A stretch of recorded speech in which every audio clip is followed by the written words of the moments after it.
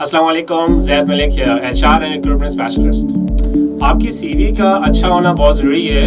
आपकी सीवी बिल्कुल perfect pattern पे बनी होनी चाहिए। अगर आपकी सीवी परफेक्ट पैटर्न पे नहीं बनी होगी तो आपको कंपनी से अच्छा रिस्पांस नहीं आएगा। आप सीवी जो है भेज तो रहे होंगे, लेकिन कंपनी आपकी सीवी को रिजेक्ट कर देगी। आपके पास एक्सपीरियंस बहुत अच्छा होगा, आपकी एजुकेशन बहुत अच्छी होगी, लेकिन अगर सीवी सही फॉर्मेट पे नहीं है तो फिर प्रॉब्लम्स होंगी। मैं आपको कुछ गलतियां बताऊंगा जिसको रिमूव करके आप अपनी सीवी को अच्छा कर सकते हैं।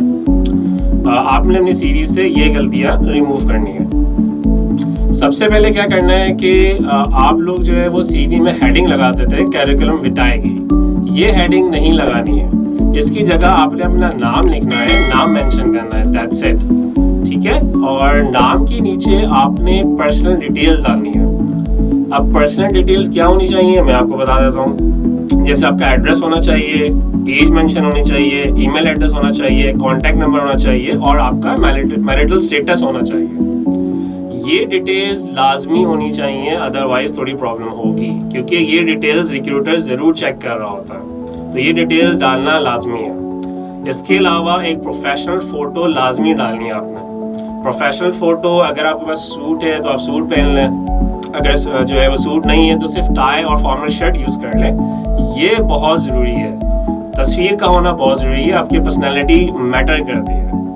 ठीक है, ये डिटेल्स हो गई। इसके बाद आगे बढ़ते हैं तो एक गलती ये होती है कि जो एजुकेशन का सीक्वेंस है वो एजुकेशन का सीक्वेंस गलत होता है। सबसे पहले आपकी लेटेस्ट एजुकेशन आनी चाहिए। अगर आपने मास्टर्स किया है तो वो आएगी, इसके बाद बैचलर्स, इसके बाद फिर आपका इंटरमीडिएट, देन मैट्रिक।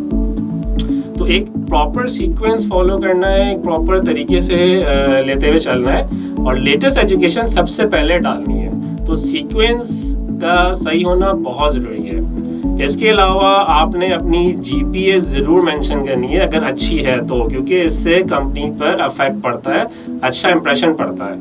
तो जीपीए ज़रूर डालें अगर आपकी जीपीए अच्छी है तो।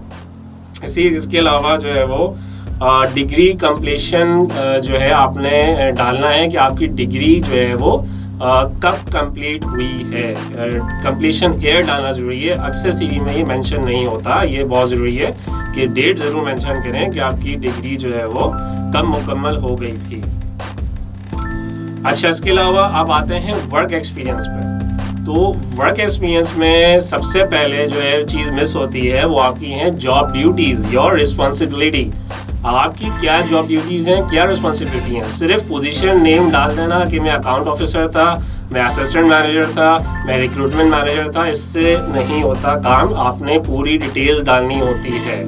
ठीक है, पूरा आपने जॉब ड्यूटीज़ बतानी है कि आपका रोल क्या था, आपकी रिस्पॉन्सिबिलिटीज़ क्या थी, आप वहाँ पे कर क्या रहे थे, आपने जो है वो क्या परफॉर्म किया, क्या ड्यूटीज़ थी आपकी। तो ये क्लियरली मेंशन होना चाहिए। ठीक है। इसके अलावा ड्यूरेशन लाजमी मेंशन करनी है, कब से कब तक, जो भी जॉब्स की हैं वो कब से कब तक की हैं। एक तो ड्यूरेशन मेंशन करें और अलग से लिख दें, 2 साल है तो 2 साल, 3 साल है तो 3 साल, 4 साल है तो 4 साल। ये आपने जो है ना मेंशन करनी है। आपने अलग से ड्यूरेशन मेंशन करें और अलग से ये भी मेंशन कर दें कितने ईयर्स आपने जो है वो जॉब की है, ताकि रिक्रूटर को कैलकुलेट करने की जरूरत ना पड़े। आपकी सीवी में पहले से मेंशन हो कि मैंने यहाँ 2 साल की, यहाँ 3 साल की, यहाँ 4 साल की, और ड्यूरेशन भी साथ में मेंशन कर दें। ये ज़रूरी है। इसके अलावा जो है वो आपने जो कंपनी नेम है वो बोल्ड करके लिखना है, और इसी तरह जो पोजीशन है आपकी, जिस पोजीशन में काम कर रहे हैं वो भी हमने बोल्ड करके लिखना है।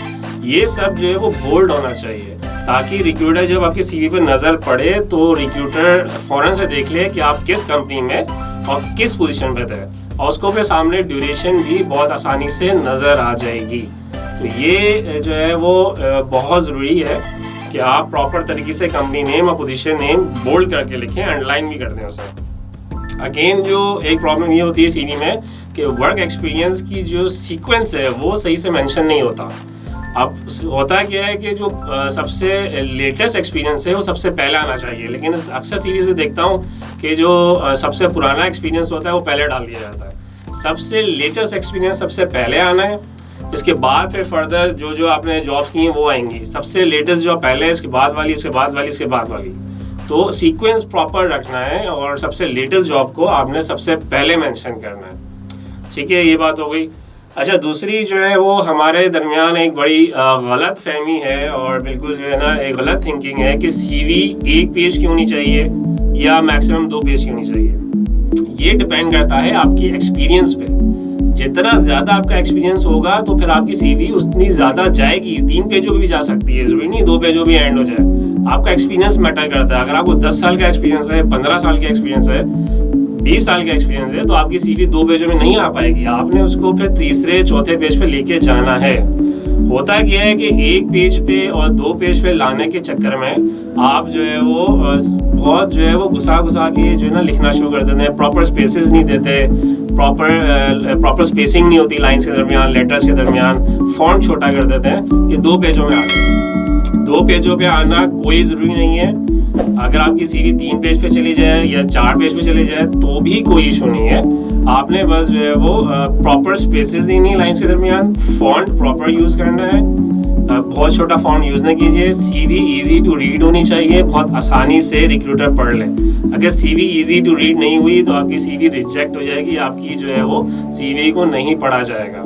तो ये बहुत ज़रूरी है कि आपकी सीवी इजी टू रीड हो और उसमें प्रॉपर स्पेसिंग हो।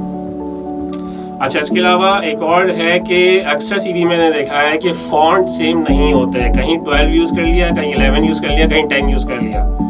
फ़ॉन्ट पूरी सीवी में एक ही साइज़ का होना चाहिए और एक ही टाइप का होना चाहिए। अगर आपने टाइम्स न्यू रोमन इस्तेमाल किया है तो पूरी सीवी में टाइम्स न्यू रोमन। अगर आपने कैलिब्रेटरी फ़ॉन्ट यूज़ किया है तो पूरी सीवी में कैलिब्रेटरी फ़ॉन्ट। ये नहीं होना चाहिए कहीं टाइप्स न्यू रोमन, कहीं कैलिब्रेटरी फ़ॉन्ट।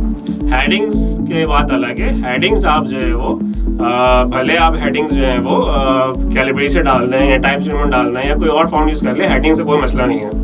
हेडिंग्स थोड़ी बड़ी होती हैं, फॉन्ट भी चेंज हो जाता है। लेकिन जो डिस्क्रिप्शंस हैं, जो और डिटेल्स हैं, उसमें फ़ॉन्ट आपने और जो टाइप है वो आपने एक ही रखनी है। टाइप्स न्यू रोमन तो टाइप्स न्यू रोमन, कैलिब्रेटरी फ़ॉन्ट तो कैलिब्रेटरी फ़ॉन्ट। ठीक है, चेंज नहीं करना, एक ही सीक्वेंस में जाना चाहिए। सीक्वेंस बिल्कुल एक ही होना चाहिए। और ज़्यादातर जो है वो टाइम्स न्यू रोमन और कैलिब्रेटरी फ़ॉन्ट ही यूज़ किया जाता है। एक प्रोफेशनल फ़ॉन्ट है। इसके अलावा बुलेट पॉइंट्स में जब आप कोई चीज़ लिखते हैं तो मेक श्योर कीजिए कि बुलेट पॉइंट्स आपके बिल्कुल सीधे हों, स्ट्रेट लाइन में जाए।